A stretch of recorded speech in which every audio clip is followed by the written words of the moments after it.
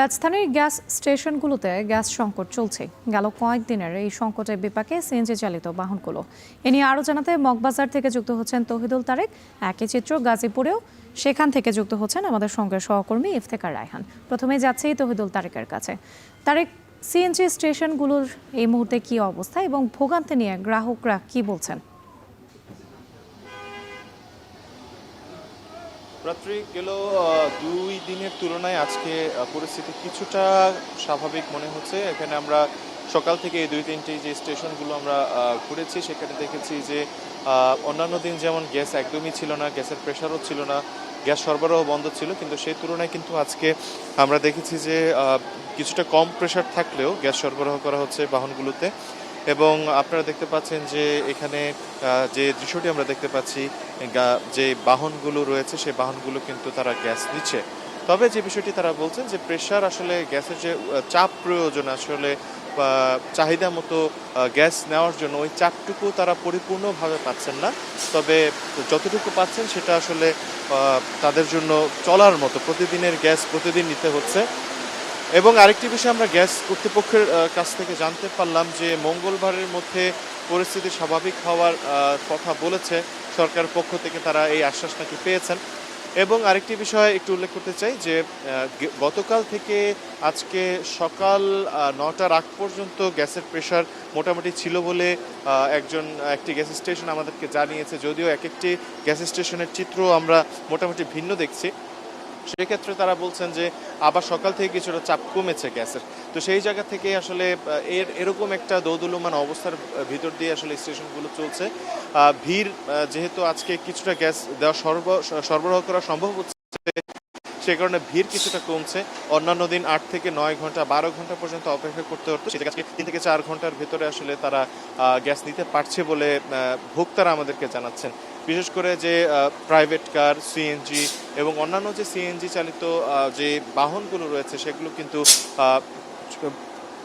একদম নিজেদের চাহিদা মতো না নিতে পারলেও দৈনিক হিসেবে চলার মতো করে তারা তাদের যে জ্বালানি প্রয়োজন সেইটুকু নিতে পারছেন বলে আমাদেরকে জানিয়েছেন। মগবাজারের এই যে স্টেশনটি, এই স্টেশনে আমরা সকাল থেকে অনেকক্ষণ যাবত অবস্থান করছি। আমরা দেখছি যে সিরিয়ালে গাড়িগুলো ছিল সেই সারি থেকে তারা একটা নির্দিষ্ট সময়ের মধ্যে অপেক্ষায় থেকে ধীরে ধীরে আসলে তারা আসলে এই তাদের যে সিএনজি গ্যাস সেটি সরবরাহ করতে পারছেন।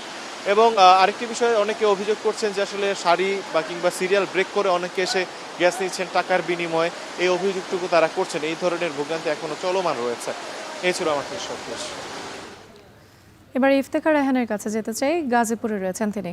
ইফতেখার, আপনার কাছে একটু জানতে চাই, সিএনজি ফিলিং স্টেশনগুলোতে গ্যাস পেতে ঘন্টার পর ঘন্টা অপেক্ষা করছে বিভিন্ন যানবাহন।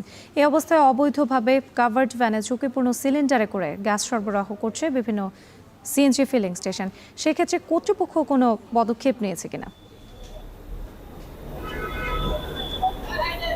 রাত্রি এই যে চিত্রটি, অর্থাৎ প্রত্যেকটি সিএনজি স্টেশনে ঘন্টার পর ঘন্টা যেখানে সাধারণ যানবাহন চালকদেরকে অপেক্ষা করতে হচ্ছে, সেই জায়গায় অবৈধভাবে সকাল থেকে রাত পর্যন্ত বিভিন্ন যে সিলিন্ডারবাহী যে কাভার্ড ভ্যানগুলো রয়েছে সেগুলোতে কিন্তু একেবারেই প্রকাশ্যে অবৈধভাবে গ্যাস সরবরাহ করা হচ্ছে। তবে সে বিষয়ে এখন পর্যন্ত তিতাস গ্যাস কিংবা জেলা প্রশাসন কিংবা আইন শৃঙ্খলা বাহিনী কোনো কর্তৃপক্ষই কিন্তু কোনো ধরনের ব্যবস্থা নিচ্ছেন না।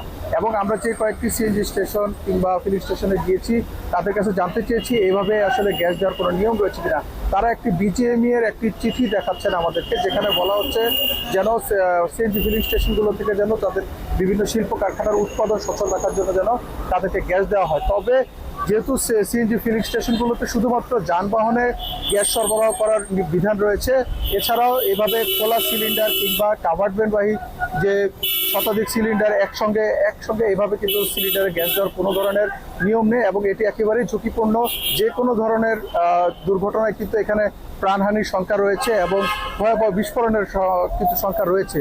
তারপরেও কিন্তু এভাবে কিন্তু হরহামেশাই বিভিন্ন সিএনজি স্টেশনগুলোতে গ্যাস সরবরাহ করা হচ্ছে, যেটি কিন্তু যানবাহন চালকদের এক ধরনের মরার উপর কিন্তু খাড়ার ঘা হয়ে নেমেছে। এবং তারা যানবাহন চালকরা আমাদেরকে যেটি অভিযোগ করছেন, তারা দীর্ঘ কয়েক ঘন্টা অপেক্ষার পরে তারা যখন গ্যাস নিতে যান সেই সময় কিন্তু তারা পর্যাপ্ত গ্যাসের চাপ না থাকায় তারা কিন্তু গ্যাস পান না। 50 থেকে 60 টাকার গ্যাসে কিন্তু তাদের চলে না। এবং এই সিএনজি যে কাভার্ড ভ্যানগুলো রয়েছে এগুলোতে কিন্তু প্রায় 1 থেকে 1.5 লক্ষ টাকার গ্যাস কিন্তু দেওয়া হয় এবং সেগুলো এক একটি কাভার্ড ভ্যান দিয়ে গ্যাস সরবরাহ করতে কিন্তু 3 থেকে 4 ঘন্টা সময় লাগছে। যখন এই কাভার্ড ভ্যানগুলোতে গ্যাস সরবরাহ করা হয় তখন কিন্তু অন্য যে যানবাহনগুলো সেগুলো কিন্তু একেবারেই চাপ কিন্তু পান না, যে কারণে কিন্তু যানবাহন চালকদের ভোগান্তি কিন্তু আরও কয়েক গুণ কিন্তু বেড়েছে। এবং এইভাবে কিন্তু প্রত্যেকটি সিএনজি স্টেশনে কিন্তু আমরা দেখেছি যে এইভাবে অবৈধভাবে গ্যাস সরবরাহ করা হচ্ছে। তো এই ছিল আমার কাছে গাজীপুর থেকে গ্যাস সংকটের সবশেষ। গ্যাস সংকটের খবর জানাতে গাজীপুর থেকে যুক্ত ছিলেন সহকর্মী।